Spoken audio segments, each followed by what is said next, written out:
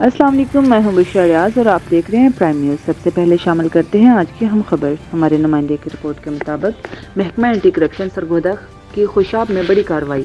محکمہ مدنیات کے سب انجینئر کو رشوت لیتے ہوئے رنگے ہاتھوں گرفتار کر لیا۔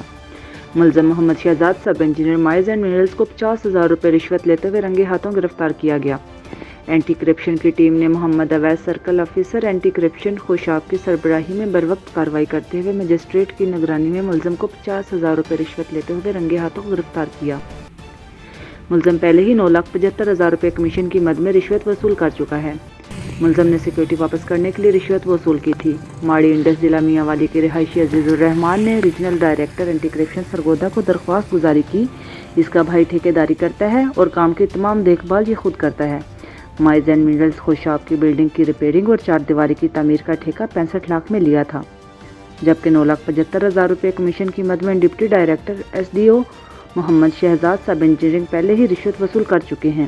اب سیکورٹی واپس کرنے کے لیے محمد شہزاد سب انجینئر مزید 50,000 روپے طلب کر رہا ہے، جس پر Muhammad Awais circle officer anti corruption Khushab civil جج کی نگرانی میں ریڈ کر کے Muhammad Shahzad sub engineer mines and minerals کے قبضے سے 50,000 روپے کے نشان زدہ نوٹ برآمد کر کے موقع پر گرفتار کر لیا۔ اینٹی کرپشن کی ٹیم نے گرفتار ملزم سمیت باقی ملزمان کے مقدمات درج کر کے تفتیش شروع کر دی۔